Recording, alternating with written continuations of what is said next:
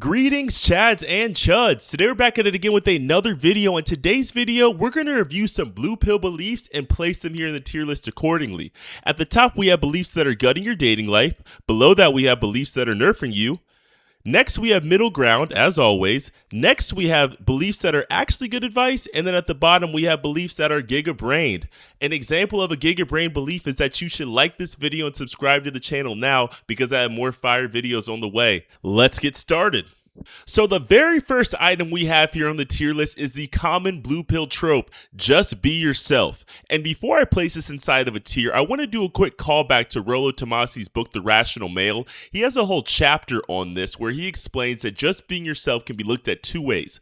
The first way to look at it is you can be yourself by sitting in your mom's basement, playing World of Warcraft all day, jacking off and eating pizza. Or you can also be yourself by going to the gym, actualizing, approaching women, and being the person you want to be. Both ways are you being yourself, but one way is going to benefit you, one way is going to hurt you, so this is going to go in the middle ground. Long story short, if you're a real nigga, you should be yourself. And if you're not, you should take a good long look in the mirror, figure out exactly what you want in life, and figure out how you can draw yourself from the sledge of cope that you're living in now. Next up, we have just be nice. Just be nice is gutting your dating life. Guys, it's 2026. There is Reddit threads dedicated to women clowning men for being nice and thinking they're going to get the cookie or get any type of play. If you still think this is going to work for you, you are delusional. This is gutting your dating life. The just be nice shit is dead. The next item on the tier list is women are oppressed. Now, to be fair, back in the 1920s, when drunk men would come home from working all day and beat the shit out of their wife for no reason, that was a time of serious oppression and not okay. But in 2026, women are more cherished than they've ever been, and they have all the rights a man does. So this belief isn't gutting your dating life, but it's nerfing you. It's not the 1920s. Women have caught up, and if anything, they're held in a higher regard than men. Next up, we have just say hi. This is going to be our first giga-brain blue pill belief. Guys, we spend a lot of time online researching how to get girls. What's the best strategy? What's the state of the market? But just saying hi is where it all starts. This is the best thing a blue pillar has in their arsenal. They don't have the mental stack of thinking that they know everything.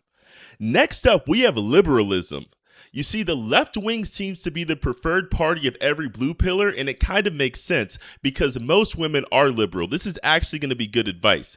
And I'm not saying being a liberal is better than being a Republican. I'm saying that if you want to maximize your dating success in 2026, being a liberal is advantageous, especially in today's heated political climate. You can believe something, but you can present as a liberal as well. It all comes down to what you put on the ballot anyway. Next up, we have being a virgin is okay. This belief is nerfing you, and there's some caveat to it. Let me put some asterisks here. I'd say if you're under the age of 20, it's fairly normal if you haven't had sex before. If you're between the ages of 20 to 30 and you still haven't had sex, your mission tomorrow, the next day, and the day after that should be losing your V card. And then once you hit 30 plus, you have to go the escort maxing route. I don't care if you have to buy it. Go to a strip club, go to a red light district, go to a whorehouse, go wherever you have to go to experience sex because there's going to be a key element of life that you're missing out on that everyone around you has experienced and you still haven't at your big age of 30. There's a reason why 40-Year-Old Virgin is a comedy. Next up, we have friends first. Friends first is gutting your dating life. Oh, you're going to be first, all right. You're going to get a first row seat to her cucking you when someone with a bigger set comes along, approaches her and closes without hiding their intentions and having a secret agenda like a weirdo. Do not fall for this trap. This is the fastest way to become an orbiter and watch somebody take what you've always wanted. Shoot your shot. If you miss, you got to move on. It's the rules of the game. Next up, we have just wait. Hey, just wait for the right girl to come along. It will happen. This is actually good advice, guys. The reason why it's good advice is a lot of men don't have faith they can pull anything besides what they have currently. I see a lot of attractive dudes below their looks match. Why? Because it's the very first girl that approached them they went with. So then you have some handsome Giga Chad dude with some girl that's just okay. Meanwhile, he can do better. He doesn't even know it because he jumped on the first opportunity. It's okay to wait it out. And this same logic applies to people that don't have a girl at all.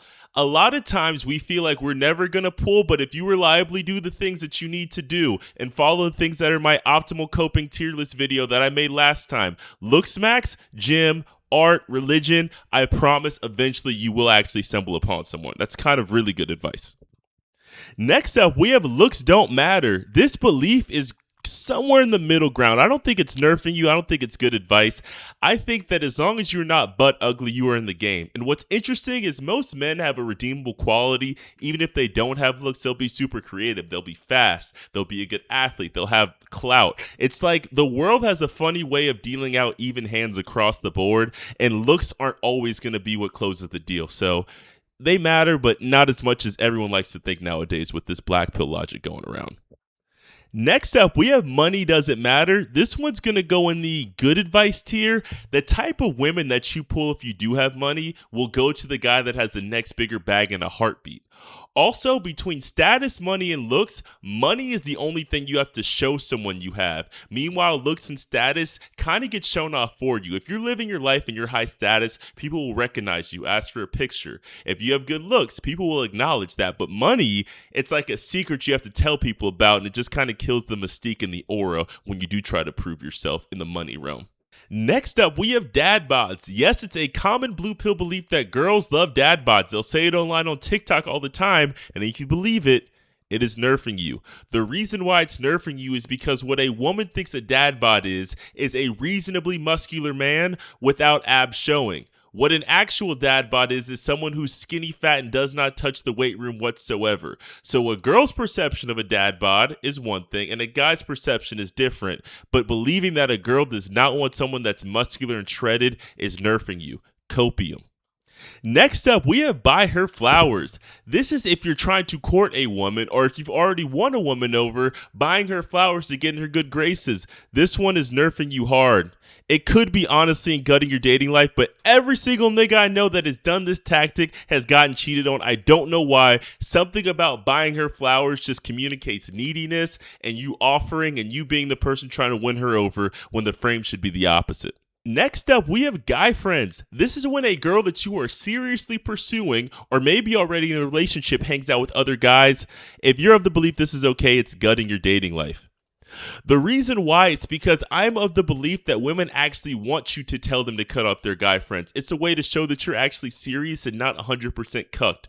You can let the whole guy friends thing happen, but when something gets sucked, do not come crying to me. Everyone knows that this is something you need to cut off immediately if you're seriously like a girl, and if she doesn't want to do it, she doesn't like you that much. Next up, we have past doesn't matter. This is when people are of the belief that her body count doesn't matter, what she's done in the past doesn't matter. This couldn't be any farther from the truth. It's not only nerfing you, it's gutting your dating life. If a girl has had a tran rain on her by 5 different guys and you cuff her, it is 100% on you when shit goes left. You can gaslight yourself. She could try to gaslight you, but you cannot gaslight anybody with common sense or an ounce of testosterone into thinking that's okay. I don't care the circumstances. I don't care the excuses. I don't care what her looks are. Her past 100% matters. Next up, we have game isn't real. Game is what pickup artists employ to try to get women and win them over. I think it's actually somewhere in the middle ground. It's not going to be the end-all be-all, but a lot of game is just making sure that you're not autistic, and as long as you pass those tests, you should be good. Game can fall into gesture maxing, so we got to be super careful. It stays somewhere in the middle ground. Again, you don't want to be an autist, but you also need to have a sprinkle of game in there. It's a very tight rope you need to walk. Next up, we have men and women are the same. This one's going to go inside the nerfing you category. If you really genuinely in your heart of hearts think men and women are the same, you might actually be retarded. We're completely different biologically. Our brains are wired differently. Our reward systems are wired differently. And how we operate socially is completely different. So no, men and women aren't the same. And if you believe it, this is heavily nerfing you.